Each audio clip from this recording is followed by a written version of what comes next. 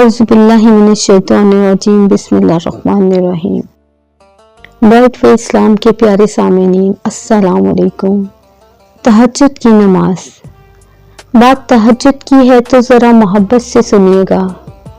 तहज्जुद की नमाज वो वाहिद नमाज है जो मौज़्ज़िन की नहीं बल्कि दिल की अज़ान पर पढ़ी जाती है।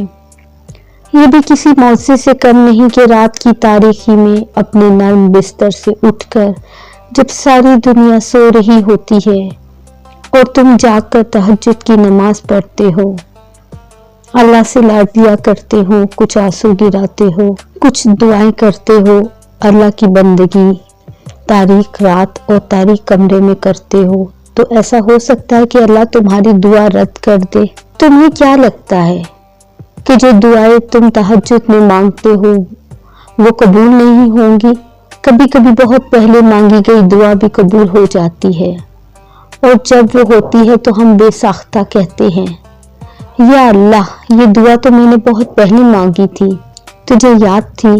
एक दिन तुम उन दुआओं पर भी यही अल्फाज कहोगे जो तुम अब मांगते हो। कुन फरमाना मुश्किल थोड़ी है ना अल्लाह के लिए। जब वो कुन फरमाता है तो बस हो जाता है और चीज़ वजूद पा जाती है। तहज्जुद का बुलावा। तहज्जुद एक ऐसी लाडली इबादत है जिसका बुलावा अर्श से आता है, और ये बुलावा उसके लिए आता है जिसे अल्लाह ताला ने चुना हुआ होता है, और यही उसकी खुशनसीबी है। और जब इंसान ये इबादत कर रहा होता है तो अल्लाह पाक अपने इस बंदे को प्यार से देखता है और अपने नेक बंदों की ऐसी इबादत से इन्हें सुकून बख्शता है और इनकी तमाम ख्वाहिशात पूरी करता है। तहज्जुद की तौफीक। हज़रत हसन बसरा रहमतुल्लाह अलैह के पास एक नौजवान आया और कहने लगा, हज़रत, दुआ करे तहज्जुद की तौफीक मिल जाए। फरमाने लगे, ए दोस्त, तुम दिन के अमाल ठीक कर लो, रात के अमाल की तौफीक अल्लाह ताला तुम्हें खुद दे देगा।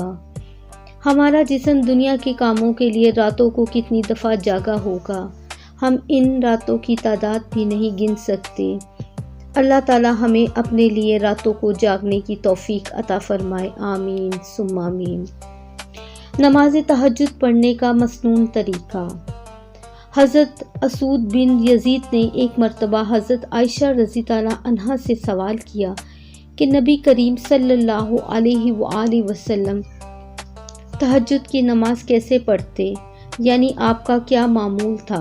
तो उम्मुल मोमिनीन हज़रत आयशा सिद्दीक़ा रज़ी ताला अन्हा फरमाती हैं कि आप शुरू रात में सो जाते और रात के दूसरे हिस्से में उठ जाते, फिर आप तहज्जुद की नमाज अदा फरमाते और रात ख़त्म होने से कुछ वक्त पहले तक नमाज पढ़ लेते और रात का कुछ हिस्सा बचा लेते, फिर आप अपने बिस्तर पर तशरीफ़ लाते ताकि रात की थकन उतर जाए और सुबह फ़र्ज नमाज के लिए तबीयत में ताज़गी और निशात पैदा हो जाए।